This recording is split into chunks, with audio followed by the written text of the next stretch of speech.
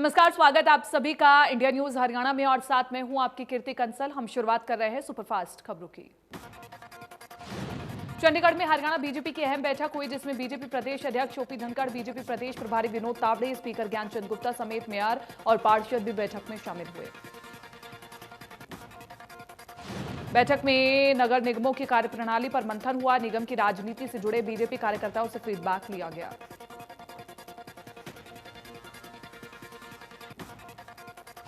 Deputy CM Dushyant Chautala ने राज्यपाल से की मुलाकात। उप मुख्यमंत्री ने राजभवन में राज्यपाल से मुलाकात की, जहां उन्होंने प्रदेश के युवाओं के हित में 75% रोजगार बिल की मंजूरी के लिए उनका आभार जताया।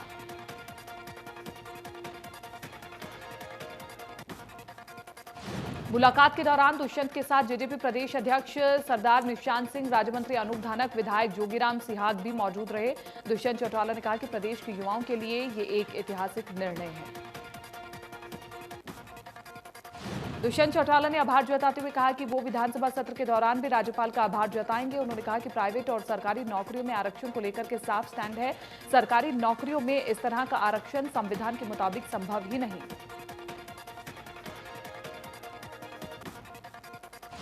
गृह मंत्री और मुख्यमंत्री डीजीपी विवाद पर उप मुख्यमंत्री दुष्यंत चौटाला ने कहा कि ये मेरे मंत्रालय का विषय नहीं है और इस मामले में गृह मंत्री ही लोगों के सामने स्थिति साफ कर सकते हैं।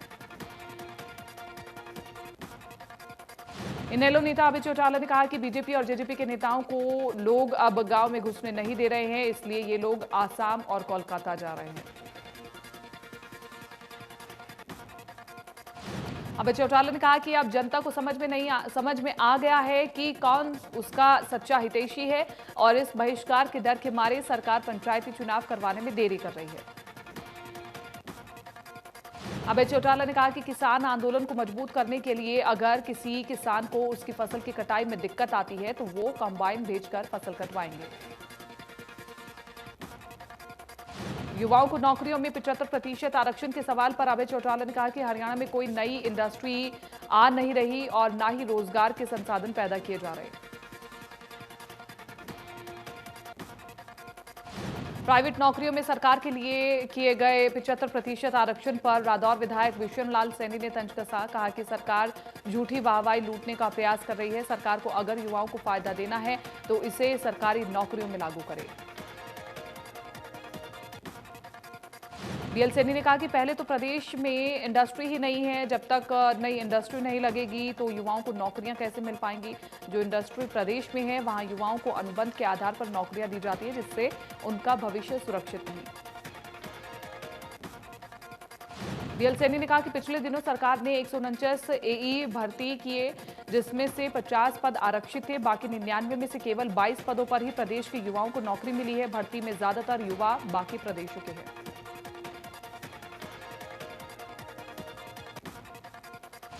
करनाल में लोगों को उम्मीद है कि बजट से उन्हें महंगाई से राहत मिलेगी और लोगों का कहना है कि सरकार को पेट्रोल और रसोई गैस के दाम कम करने चाहिए ताकि आम लोगों को कुछ राहत मिल सके। लोगों का कहना है कि सरकार को स्वास्थ्य सेवाओं पर और ज्यादा काम करना चाहिए ताकि सभी लोग स्वास्थ्य सेवाओं का फायदा उठा सके। युवा वर्ग भी सरकार से ज्यादा नौकरियों की मांग करते हुए दिखाई दिए।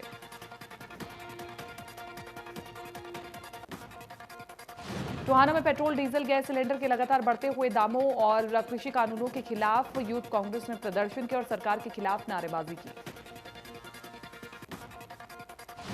युवाओं ने कहा कि डीजल, पेट्रोल और गैस सिलेंडर के बढ़े हुए दाम वापस लिए जाएं और किसानों की बात मानते हुए कृषि कानूनों को रद्द किया जाए। सरकार उन्हें एमएसपी की गारंटी दे ताकि वो अपने घर लौट सके।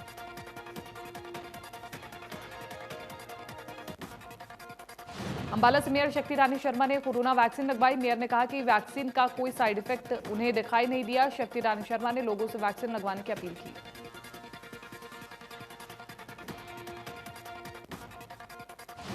अंतर्राष्ट्रीय महिला दिवस के मौके पर भिवानी में मनाए जा रहे विमेन वीक के दौरान महिला सशक्तिकरण पर कार्यशाला की गई, जिसमें स्वयं सहायता समूह की महिलाओं को आत्मनिर्भरता के बारे में जानकारी दी गई। नूह से समाज सेवी मोहम्मदी मेवाती ने कार्यक्रम में शिरकत की है। उन्होंने कहा कि स्वयं सहायता समूह से महिलाओं को एक नई दिशा मिली है, जिससे महिलाएं अपना रोजगार चलाकर सशक्त बन रही हैं।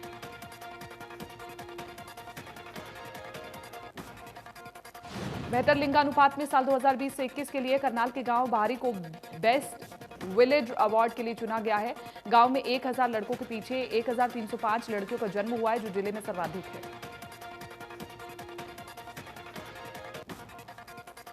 बेटी बचाओ बेटी पढ़ाओ कार्यक्रम के तहत लड़कियों का लिंगानुपात सर्वाधिक होने के लिए गांव की 10वीं परीक्षा में सबसे ज्यादा अंक लाने वाली 3 बेटियों को डीसी ने सम्मानित किया। चरखी दादरी के वाल्मीकि नगर में अंबेडकर द्वार की नींव रखी गई और इस द्वार के लोग पिछले 30 साल से मांग कर रहे थे और नगर परिषद द्वार का निर्माण करवाया जा रहा है। नगर परिषद चेयरमैन ने बताया कि बाबा भीमराव अंबेडकर भवन बनाया जाएगा। सरकार की ओर से जब भी ग्रांट आएगी इस भवन का निर्माण कार्य भी शुरू किया जाएगा। रादौर में बढ़ रहे नशे को लेकर के सामाजिक संस्था वेलफेयर एसोसिएशन ने जागरूकता रैली निकाली, जिसे एसडीएम और डीएसपी ने हरी झंडी दिखाकर के रवाना किया। रैली से पहले हुए कार्यक्रम में बच्चों और लोगों को नशे से होने वाले नुकसान के बारे में बताया गया और एसडीएम ने कहा कि नशे से जुड़े जो भी लोग हैं उन्हें किसी भी सूरत में बख्शा नहीं जाएगा।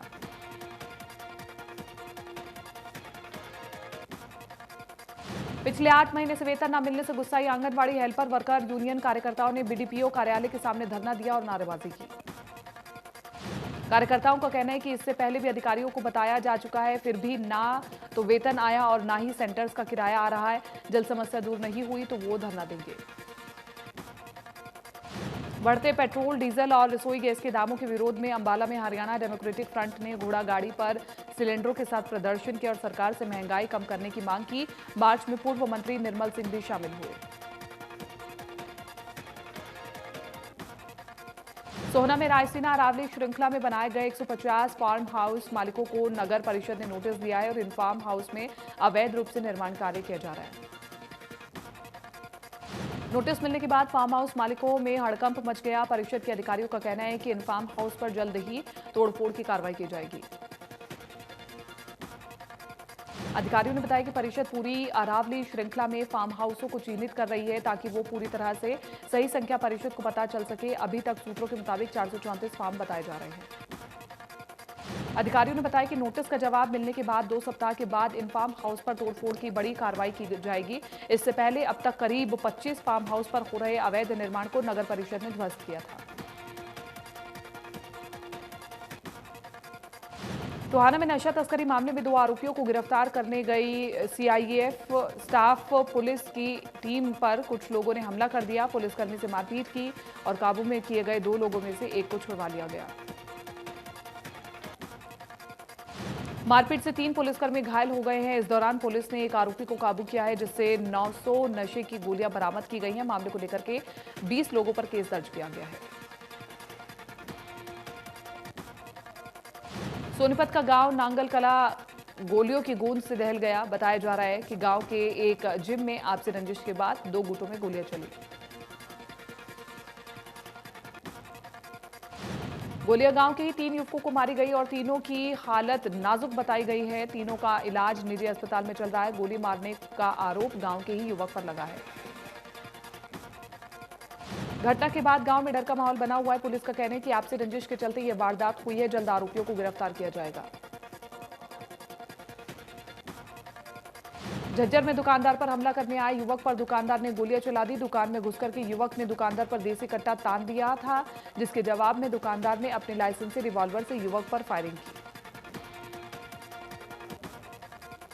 दुकानदार ने अपने बचाव से एक के बाद एक लगातार 3 गोलियां दागी। मुंह ढका होने के कारण दुकानदार हमलावर की पहचान नहीं कर पाया। हमलावरों की संख्या 1 से ज्यादा बताई जा रही है। घटना सीसीटीवी कैमरे में कैद हो गई।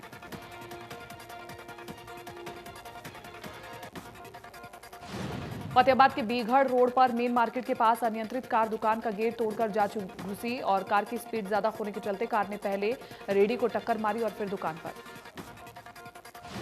हादसे में रेडी चालक बाल बाल बचा। दुकान का गेट बंद होने के चलते जान माल का नुकसान नहीं हुआ। दुकान के पास लगे कैमरे में यह घटना कैद हो गई।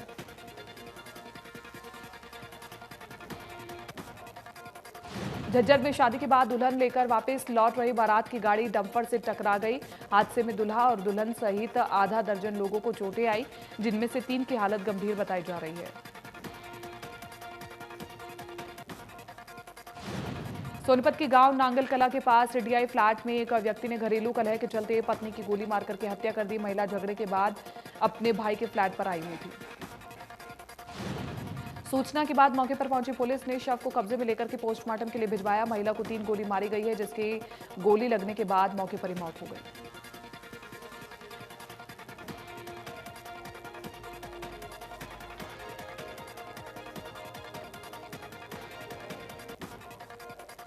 सोनभद्र के गांव भोड़ में बलंबा निवासी प्यारेलाल और उसके पोते की किसी बदमाशों से लड़ाई हो गई, जिसके बाद बदमाशों ने उन दोनों की बुरी तरह से पिटाई कर दी, जिससे प्यारेलाल के पोते की मौत हो गई।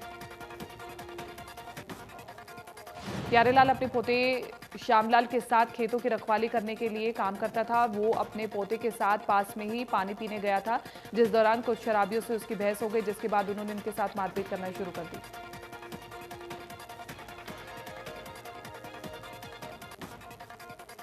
टोहाना में बिजली विभाग के लगभग 300 बिजली कर्मचारी काम छोड़कर हड़ताल पर चले गए हैं और उनकी मांग है कि बिजली कर्मचारी से मारपीट करने वाले आरोपी व्यक्ति की गिरफ्तारी की जाए। गांव फतेहपुरी में पिछले दिनों बिजली विभाग के कर्मचारियों और ग्रामीणों के बीच विवाद हुआ। कर्मचारियों का कहना है कि जब वो बिजली चोरी पकड़ने गए तो उनके साथ ग्रामीणों ने मारपीट की। और नशा मुक्ति को लेकर के एक सेमिनार का आयोजन किया गया, जिसमें स्कूली बच्चों को नशे से दूर रहने के लिए हिदायत दी गई है और नशे से होने वाले नुकसान के बारे में बताया गया है। इसके साथ ही नशा मुक्ति को लेकर के स्कूली बच्चों ने शहर में एक रैली भी निकाली। इस सेमिनार के माध्यम से नशा करने वालों के परिवारों पर क्या असर पड़ता है, इसके बारे में विस्तार से बताया गया। और इस अवसर पर नारकोटिक्स विभाग के पुलिस अधिकारी डॉक्टर अशोक कुमार ने कहा कि हमारा हरियाणा प्रदेश उड़ता पंजाब बनने की ओर अग्रसर है।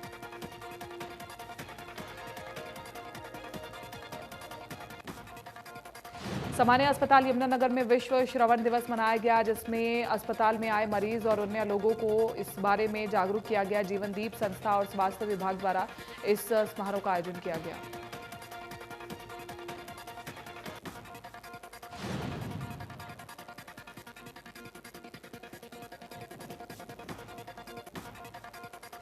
सोहना की सब्जी मंडी में आड़तियों की दबंगई देखने को मिल रही है। आरोप है कि अधिकारियों की मिलीभगत के चलते आड़ती पक्के बिल तो दूर कच्चे बिल भी माशाखोरों को नहीं दे रहे हैं।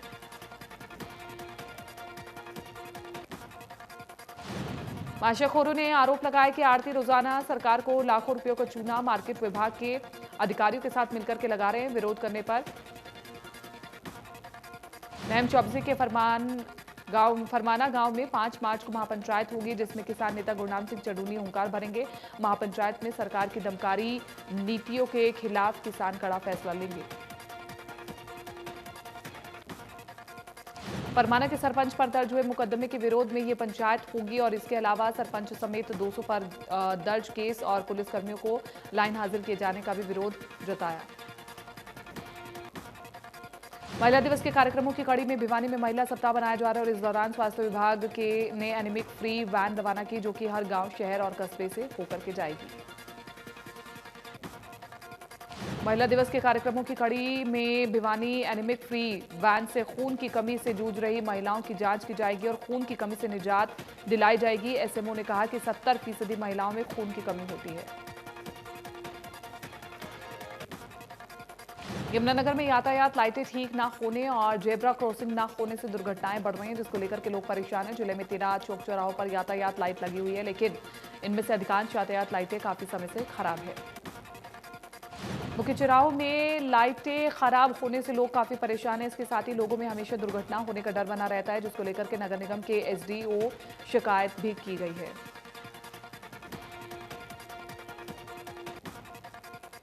पलवल के गांव नंगला एहसानपुर में पुलिस टीम पर किए गए जानलेवा हमले के 2 आरोपियों को पुलिस ने 24 घंटे के अंदर इधर दबोचा। बाकी आरोपियों की गिरफ्तारी की कोशिश की जा रही है।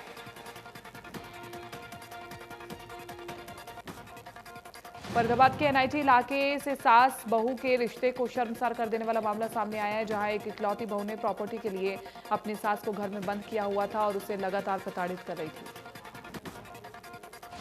मामले की गुप्त सूचना पर महिला आयोग की सदस्य रेणु भाटिया ने पुलिस की मदद से घर पर वो पहुंची और तलाशी ली गई, तो उन्होंने बुजुर्ग महिला को गंभीर हालत में बेसुध पाया। पीड़ित बुजुर्ग महिला को आनंद फानन में सिविल अस्पताल में भर्ती कराया गया। बुजुर्ग महिला से बात करने की कोशिश भी की गई, लेकिन पिछले कई दिनों से प्रताड़ित हो रही महिला कुछ भी बोलने के हालात में नहीं दिखी। बताया जा रहा है कि आरोपी महिला ने बुजुर्ग की बेटियों को भी घर में नहीं आने दिया और फिलहाल पुलिस मामले की जांच कर रही है। सोहना में पुलिस सवालों के घेरे में है। 12 दिनों से लापता नाबालिग के परिजनों का आरोप है कि वो लगातार थाने के चक्कर लगा रहे हैं। पुलिस नाबालिग को ढूंढने की बजाय उन्हें ही धमका दे करके थाने से भगा रही है। परिजनों का आरोप है कि पुलिस 12 दिन से आरोपी की तलाश की बजाय सिर्फ उनसे ही सवाल जवाब कर रही है। नाबालिग 9वीं क्लास की छात्रा है, तो मामले को लेकर के पुलिस कुछ भी कहने से बचती हुई नजर आई। दुर्गा कॉलोनी में रहने वाली नाबालिग छात्रा जब बाजार गई तो वापस घर नहीं लौटी। परेशान मां बाप ने उसकी शिकायत सोहना थाने में दी और पड़ोस में रहने वाले युवक पर आरोप लगाए। गुरुग्राम की डीएलएफ फेज 3 में district town and country planning की तरफ से अवैध रूप से चल रही व्यवसायिक गतिविधियों पर कार्रवाई की गई। करीब 150 से 200 दुकानों को सील कर अवैध कब्जों को तोड़ा गया। पिछले काफी समय से डीडीपी विभाग की तरफ से कार्रवाई के आदेश जारी किए गए थे, लेकिन उसके बावजूद भी यहां से इन गतिविधियों को बंद नहीं किया गया, जिसके बाद यह कार्रवाई की गई। लोगों का कहना है कि उन्हें किसी तरह का कोई नोटिस जारी नहीं किया गया है और इस तरह की व्यवसायिक गतिविधियों को पिछले 8 से 10 सालों से चला रहे हैं, लेकिन अभी तक इस तरह की कोई कार्रवाई नहीं हुई। चरखी दादरी के सरकारी अस्पताल से मिलने वाली दवाइयों का ढेर गांव गिखाड़ा को जाने वाली सड़क के पास झाड़ियों में पड़ा मिला। सूचना मिलते ही स्वास्थ्य विभाग में हड़कंप मच गया और दवाइयों को कब्जे में लेकर के जांच शुरू की। लोगों ने स्वास्थ्य विभाग की इस लापरवाही को लेकर के सदर थाना पुलिस में शिकायत दर्ज कराई। स्वास्थ्य विभाग और पुलिस की ओर से अपने अपने स्तर पर जांच शुरू कर दी गई है। मौके पर सीटीएम अमित मान भी पहुंचे और उचित कार्रवाई करने के लिए कहा गया। पंचकुला के पिंजौर बद्दी रोड पर मॉडल कॉलोनी के पास एक युवक ने घरवालों से लड़ाई कर अपनी स्कॉर्पियो गाड़ी में आग लगा दी। बताया जा रहा है कि युवक शादीशुदा था और कपड़ों का काम करता था। गोहाना सीआईए ने गाड़ी लूटने वाले गिरोह का भंडाफोड़ किया। सोनीपत और रोहतक जिले में हथियार के बल पर गाड़ी लूटने वाले गिरोह के 3 सदस्यों को गोहाना सीआईए ने गिरफ्तार किया। पुलिस ने जानकारी देते हुए बताया कि गिरफ्तार आरोपी गिरजा शंकर मध्य प्रदेश का रहने वाला है और 2 आरोपी रोहतक के बताए जा रहे हैं। तीनों आरोपी सेंट्रो कार में वारदात की फिराक में घूम रहे थे। पुलिस की माने तो आरोपियों को शक के आधार पर पूछताछ की गई। आरोपियों ने सीआईए गोहाना को कोई ठोस जवाब नहीं दिया। इसके बाद उन्हें थाने में पूछताछ के लिए लाया गया, जहां उन्होंने अपने आरोपों को कबूल किया। उन्हाना थाना क्षेत्र के अंतर्गत एक युवक को गन पॉइंट पर किडनैप कर 10 लाख की फिरौती मांगने के मामले में पुलिस ने तीनों आरोपियों को गिरफ्तार किया। गिरफ्तार आरोपियों में एक महिला और 2 पुरुष शामिल हैं। पुलिस ने आरोपियों के कब्जे से वारदात में इस्तेमाल किया देसी कट्टा, जिंदा कारतूस, चाकू और कार बरामद की है। थाना प्रभारी ने बताया कि पुलिस अपनी टीम के साथ आरोपियों के बताए पते पर गई, जहां से किडनैप युवक को छुड़ाया गया और आरोपियों को काबू किया गया। हिसार में दिल्ली हिसार रोड एयरपोर्ट के पास एक कार से भरे कंटेनर में आग लग गई। आग लगने से कंटेनर सहित 4 गाड़ियां जलकर के राख हो गई। करीब 12 गाड़ियों की मदद से आग पर काबू पाया गया। जींद के गांव सिभा में जेजेपी विधायक अमरजीत ढांडा को कार्यक्रम में बुलाने को लेकर के कहासुनी होने के चलते 2 गुटों में झगड़ा हो गया। विधायक का विरोध करने वाले पक्ष ने इस दौरान गोली चला दी, जिससे एक युवक घायल हो गया। यूपी के बुलंदशहर में दिल दहला देने वाली घटना सामने आई है। पति ने अपनी पत्नी और 2 बेटियों को पीट कर मार डाला, जबकि तीसरी बेटी की हालत नाजुक बनी हुई है। मामला शिकारपुर के 12 खंबा अंबेडकर नगर का है। आरोपी पति की तलाश में पुलिस की टीम छापेमारी कर रही है। पुलिस के मुताबिक आरोपी पत्नी और बेटियों के चरित्र पर शक करता था और मानसिक रोगी था। हरियाणा के स्कूलों में बरप रहे कोरोना के कहर को देखते हुए अंबाला के स्वास्थ्य विभाग ने भी कमर कस ली है। जहां करनाल के स्कूल में 50 से ज्यादा छात्र कोरोना पॉजिटिव पाए गए, तो वहीं अंबाला के स्कूलों में भी लगातार कई अध्यापक और स्कूली छात्र पॉजिटिव पाए जा रहे हैं। मामले को लेकर के अंबाला स्वास्थ्य विभाग पूरी तरह से अलर्ट पर है। स्वास्थ्य विभाग ने स्कूलों को कोरोना से बचाव के लिए सभी गाइडलाइंस का सख्ती से पालन करने के निर्देश दिए हैं। उत्तर प्रदेश के आगरा में ताजमहल में बम रखने की कॉल के बाद हड़कंप मच गया। बाद में बम की खबर झूठी निकली। तलाशी के बाद ताजमहल को फिर से खोल दिया गया। बम रखने की कॉल आते ही सीआईएसएफ ने ताजमहल से अचानक पर्यटकों को बाहर निकाल दिया। इसे लेकर के पर्यटकों और सीआईएसएफ के बीच नोकझोंक भी हुई। आगरा के आईजी ने कहा कि बम की खबर झूठी निकली, लोगों को चिंता करने की जरूरत नहीं है। फिरोजाबाद से एक सिरफिरे ने फोन करके बम की झूठी सूचना दी थी। आरोपी पकड़ा गया। देश में एक बार फिर कोरोना संक्रमण के मामलों में बढ़ोतरी दर्ज की गई है। पिछले 24 घंटे में कोरोना संक्रमण के 17,407 नए मामले दर्ज किए गए थे। 89 लोगों की जान चली गई। कुल मामले बढ़कर के 1,11,56,000 तक पहुंच गए हैं। मौत का आंकड़ा भी 1,57,000 के पार पहुंच गया है। दिल्ली के मुख्यमंत्री अरविंद केजरीवाल ने कोरोना वैक्सीन लगवाई। केजरीवाल को दिल्ली की लोकनायक जयप्रकाश अस्पताल में वैक्सीन की पहली डोज दी गई। उन्हें कोविशील्ड लगाई गई। अरविंद केजरीवाल के साथ उनके माता पिता को भी वैक्सीन की पहली डोज लगवाई गई है। वैसे तो अरविंद केजरीवाल की उम्र 52 साल है, लेकिन वो लंबे वक्त से डायबिटीज से पीड़ित है, इसलिए उन्हें भी वैक्सीन लगा दी गई है। वैक्सीन लगवाने के बाद अरविंद केजरीवाल ने कहा कि हमें किसी तरह की परेशानी नहीं हुई है। वो सभी से अपील करना चाहते हैं कि जो भी वैक्सीन लगवाने के पात्र हैं वो जरूर टीका लगवाएं। केंद्रीय सड़क परिवहन मंत्री नितिन गडकरी ने गुरुग्राम के सांसद राव इंद्रजीत सिंह के साथ द्वारका एक्सप्रेसवे का जायजा लिया। 29 किलोमीटर लंबा द्वारका एक्सप्रेसवे देश का पहला ग्रेड सेपरेशन एक्सप्रेसवे होगा। कांग्रेस के राष्ट्रीय महासचिव रणदीप सुरजेवाला मजदूर सम्मेलन में मंच पर मर्यादा भूले। संबोधन के दौरान सुरजेवाला कृषि कानूनों पर टिप्पणी कर रहे थे। सुरजेवाला ने कहा कि किसान एसडीएम या डीसी के पास जाकर के शिकायत कर सकते हैं, लेकिन वो ये कह देते हैं कि उनकी कोई सुनता नहीं है। जब उनकी कोई नहीं सुनता तो आम जनता की कौन सुनेगा। रणदीप सुरजेवाला को लीलाराम गुर्जर ने नसीहत दी। उन्होंने कहा कि सुरजेवाला मुख्यमंत्री बनने की बात करते हैं, लेकिन पहले वो बात करना सीखे। जल्द कांग्रेस पूरी तरह से बिखरेगी। राहुल गांधी ने ट्वीट कर सरकार पर निशाना साधा, लिखा कि उंगलियों पर नचाना ये सरकार आईटी, ईडी और सीबीआई के साथ मिलकर के करती है। खिसियानी बिल्ली खंबा नोच जैसे सरकार किसानों और समर्थकों पर रेड करती है।